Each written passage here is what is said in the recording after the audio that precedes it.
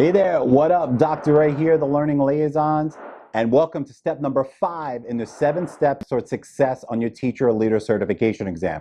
Before we get rolling, go ahead and make sure you like, subscribe, and comment below what you think about this video after you watch all the way through. Because here at the Learning Liaisons, we're here to give you the knowledge, skill, and attitude needed to pass and crush your certification exams, whether for the teacher track or the leadership track. So let's stay tuned to step number 5 coming up right now.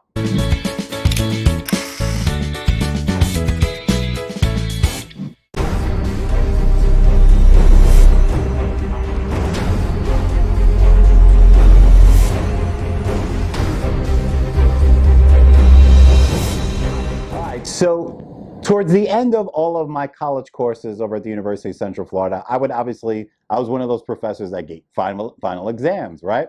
So everybody loves final exams. So when it comes to the end of the semester, the week before my final exams, whatever course I was teaching, I'd always do the same thing. We'd have a review class, right? So maybe you guys had similar classes, similar experiences in your college classes or even high school classes. So we'd have review day.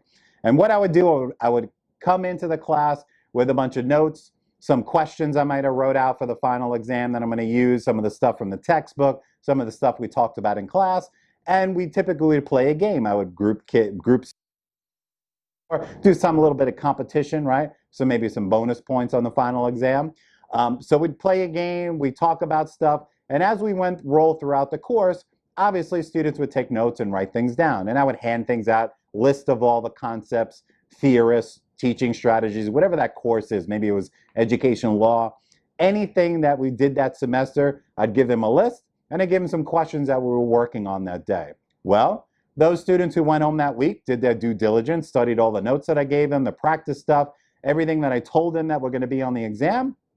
If they studied that material, guess what? They came in and they rocked the exam and got an A, right? No secret science there. I was the professor literally giving them the stuff that I'm going to test them on, reviewing everything we went over the year, and I'm making the exam. So go figure. Those who studied got an A. Now, why am I telling you all this? Because step number 5 is study guides. There's a big difference between the scenario I just laid out and the scenario that pretty much everybody, every college student and classroom teacher that has to pass their teacher certification exam does. They run to Amazon online or they go to a local bookstore and they buy a test prep guide. I don't care what title you insert there, they're all the same. And they'll go home and they'll do the same thing. They'll take notes on everything, they'll do practice questions, they'll study everything under the sun in that book or multiple books or websites. Then they'll roll in to take the exam and they get whap, smack in the face because one, most of the stuff that they just spent a month studying on and trying to memorize wasn't even on the exam, and 2, none of the questions that they studied were on the exam. 2 scenarios side by side. College professor giving a review class, providing a final, people who study what they went over in the review in that semester typically get an A if they study. Scenario number 2, you have to take your teacher certification exam, take the review book that you buy, you spent your 30, 40, 50 bucks on it, you study from page 1 to 300 or whatever it is, do the practice questions, take notes, and you fail. Well, what's the difference between the two? I'll give you a second to let that digest and think about that. 1, there's your second. Here's the answer. I, or your college professor, creates your exam. So if I am doing a review class, I'm going to give you everything that's going to be on the test, maybe even some questions if I'm playing a review game and you're writing it down. The test prep guide, I don't care what guide you have, I don't care what anybody says about it, it's not an exact replication of your real deal exam. Meaning, most teachers that come to us for help here at the Learning Liaisons, their initial phone call goes something like this. I just took my exam and I failed. I'm so mad because I bought these books and nothing in the book was on the test. If you have experienced that, go ahead and throw that in the comment box below this video, because 99% of teachers experience that because your book is a supplemental resource, right? And I talked in earlier videos and earlier steps about using it for self-assessment, practice questions, things along those lines. But here we're talking about step number 5, study guides. Like I said, the big difference is I create my exam, your professors create the exam, and those test prep guides do not create the exam. So How do they create this stuff? Here at the Learning Liaisons, we do the same thing. We just have a leg up because we do video trainings and we're there to support you along the way and answer questions in the courses. But the books, they're doing the same thing. They're taking the skills off of the testing website. So for example, for my Praxis peeps or some other testing individuals around the country, you probably go to ETS to sign up for your exam. For our Florida peeps here, it's FTCE, that's Pearson. So these big test companies, they put out study guides. Well, they don't call them study guides, but study materials. They call them either test blueprints, or for our Praxis peeps, you'll notice on the ETS website, they call them study companions. So using Praxis as an example, if you go to ETS website and you have to take the Praxis core, you can download the study companions. FTCE peeps, that's the test blueprint. It's the same thing. What they do is they go over how many questions are in each competency, the percentage makeup, and more importantly is they list all of the skills and the concepts that are going to be on the exam. So I'm going to say that again. They list all of the skills and the concepts that are going to be on the exam. So what these book companies do is they either take all the stuff themselves, find all the content they can to surround those concepts, and create practice questions and quizzes and tests for you. Or they hire other people to do it and they put it in a book. Well, they're just trying to cast a wide net, a big umbrella to cover everything under the sun that they can give you so they can say that they provided material for you to prep for the exam. But in reality, most of that stuff you're not going to see in the exam. And more importantly, the practice quizzes and the practice tests, your real deal exam is not going to look anything like that because these test prep companies, including ourselves here at the Learning Liaisons, we don't know the exact questions on the exam. Nobody does because we're not ETS. We're not Pearson. We're not whatever test company puts out your exam. That's the reality of it. Now, if you have a resource and you took the exam and everything was pretty much identical, that's a whole nother conversation because that company copyright infringement and unethical procedures going in to take the test and recreate material. But that's another conversation, right? But for the most part, it will not look identical. However, it's going to cover the same skills. But we just have to realize as test takers, and I've been through these exams myself as an educator, I am no more special than you. I've been through your trials and tribulations. That's one of the reasons why I do what I do here at the Learning Liaisons. But you have to realize it's how you use the study material. So if you haven't started with step 1, all of these steps run together and culminate into step number 7 for the 7 steps for success on your certification exam. So remember, keep in mind that your study guide will not replicate the real deal exam. It's used as a supplemental resource. Also, when you're taking your practice test, when we talk about study guides, a lot of people go, oh, Dr. A, I have this book or these books and I'm getting 80s and 90s on my practice test. Am I ready? Am I going to pass the exam? And my answer, a lot of times people don't like to hear this, is no, not necessarily. Because there's no correlation between those questions and the same questions you're going to get on the test. It's about concepts and test-taking strategies, which I mentioned numerous times in the steps preceding this video. You've got to understand broad concepts and have effective test-taking strategies and be able to practice them effectively. And that's where those study guides come into play, and go watch step number 4 when I talk about self-assessment and practice. That is the key to success on your certification exams. It's all about how you use them. Now, the last thing I want to talk about when we talk about study guides that you really have to be understanding about is that these study guides, they're print or online, maybe you buy digital ones you download, whatever, they're all the same. These tests, whether it's Praxis, FTCE, CBEST, Texas, GACE, whatever it is, whatever state you're in, these exams go through some subtle changes. Now, I'm not talking about the whole structure of the exam and everything like that. One, there's a question bank of thousands of questions, and you're never going to get the same exam over and over again. So hopefully you know that already. So a lot of people take it for the first time. They go, oh my God, I failed, but I remember a lot of the stuff. I'll get it right the next time. No. You might get a couple of them, and some of them might look like the same, but they're different. You don't get the same exam over and over again.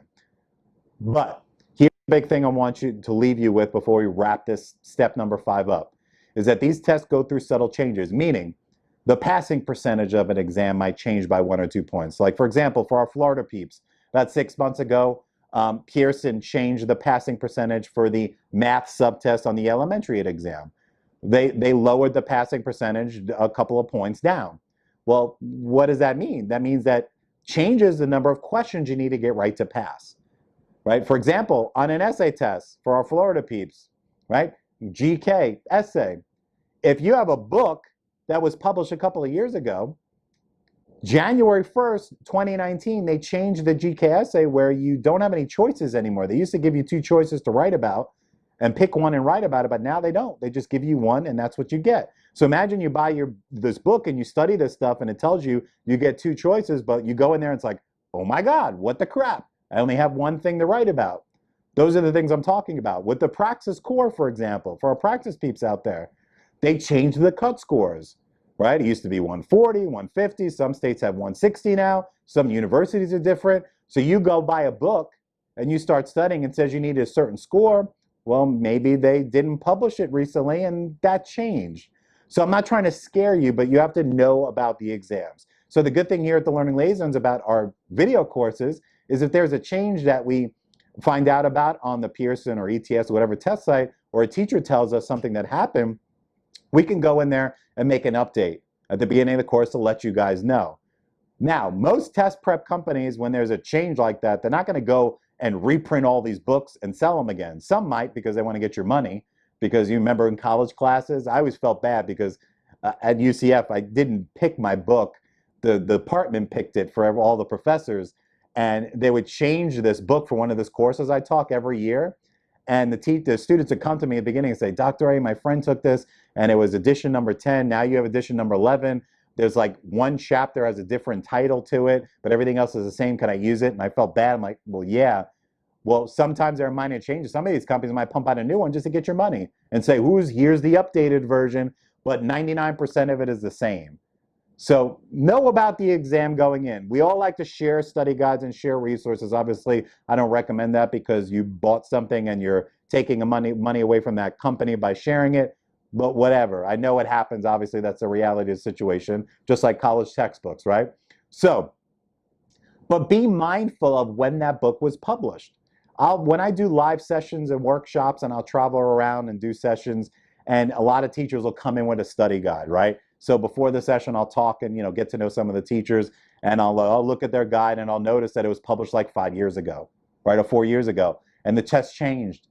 It's like you're studying this, so being mindful of the test changes, right? Test prep company is not really good because there's no help there for you to call and say, did something change? Can you let me know?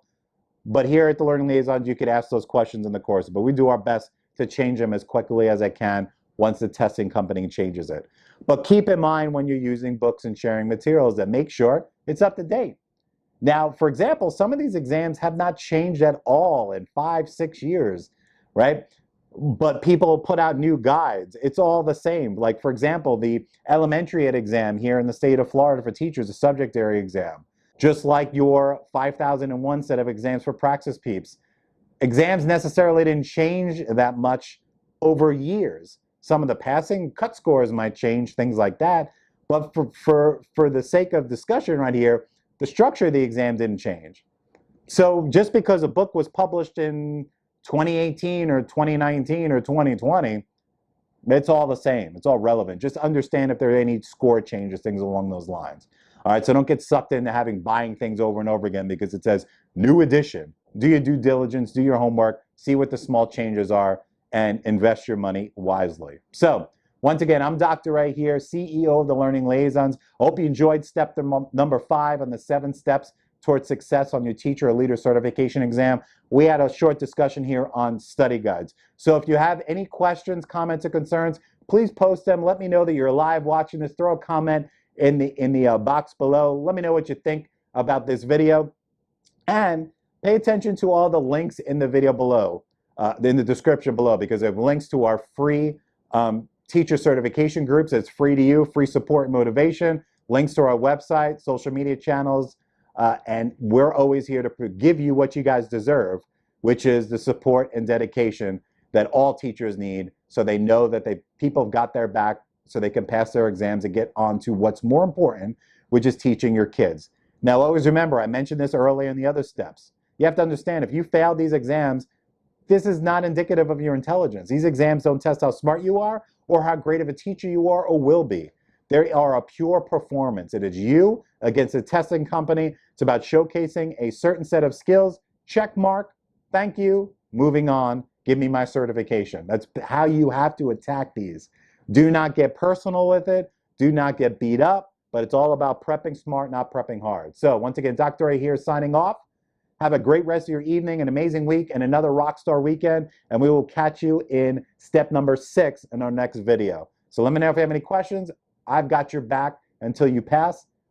Have a great day, and we'll talk to you next video.